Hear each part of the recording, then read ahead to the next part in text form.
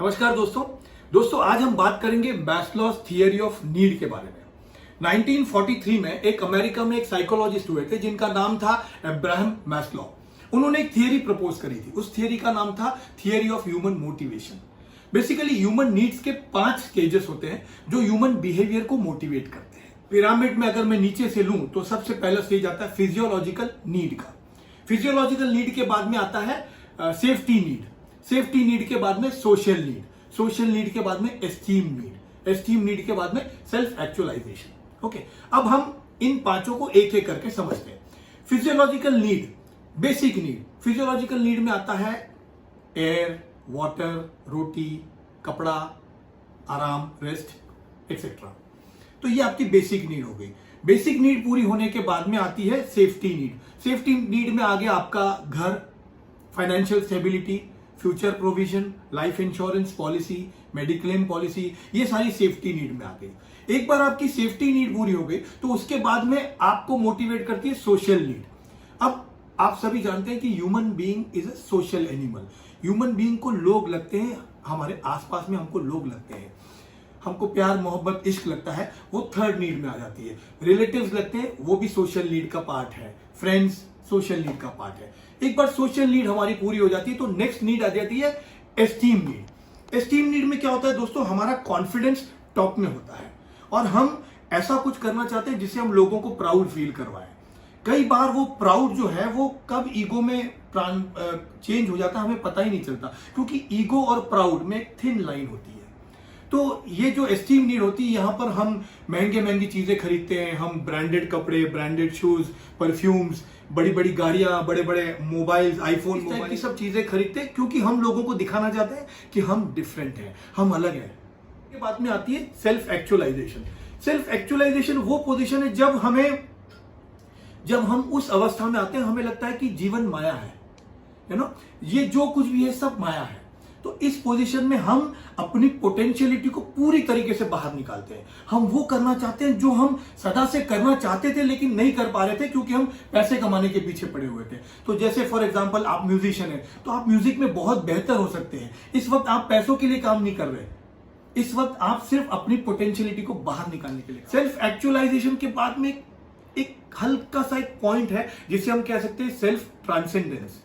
Self transcendence का मतलब हो गया आप उस अवस्था में आ गए जहां पर आपका ईगो शून्य हो गया, आप शून्य हो गए, आप न रहे। जैसे युगों में ये एक आध बंदा बनता है, जैसे कि गौतम बुद्ध बने थे, जैसे कि भगवान महावीर बने थे, वो सेल्फ ट्रांसेंडेंस की एग्जांपल्स हैं। अब दोस्तों हम इस मैस्लो की थियरी को बिजनेस में किस तरीके से यूज करें उसके बारे में हम चर्चा करते हैं। फॉर एग्जांपल आपका बिजनेस है, आप मान लीजिए 50 लोगों का आपका स्टाफ है। अब बेसिकली हम अपने स्टाफ को मोटिवेट करने के लिए क्या करते हैं, सभी लोग सैलरीज देते हैं। तो सैलरी जो देते हैं वो बेसिक नीड हो गई। फिजियोलॉजिकल नीड जैसे बेसिक नीड हो गई, हम किसी को सैलरी देते हैं।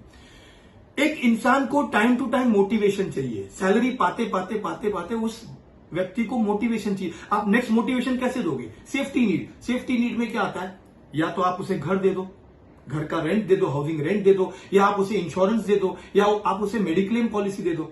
अब कई बार घर देना बड़ा महंगा सौदा होता है, घर देना पॉसिबल नहीं होता है, लेकिन हम लाइफ इंश्योरेंस पॉलिसी दे सकते हैं एम्प्लॉइज को मोटिवेट करने के लिए। हम मेडिक्लेम पॉलिसी दे सकते हैं।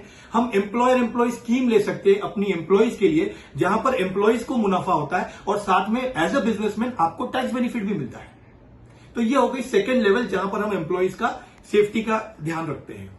थर्ड लेवल हो गई सोशल नीड। आप अपनी कंपनी में टाइम टू टाइम कोई सोशल गैदरिंग कर सकते हो, आप खेलने का प्रोग्राम रख सकते हो, चेस है, इंडोर गेम्स है, चेस है, कैरम बोर्ड है, आप कोई म्यूजिकल नाइट रख सकते हो आपकी ऑफिस में, आप क्रिकेट मैच रख सकते हो आप अपने एम्प्लॉइज के बीच में, कोई ना कोई सोशल गैदरिंग।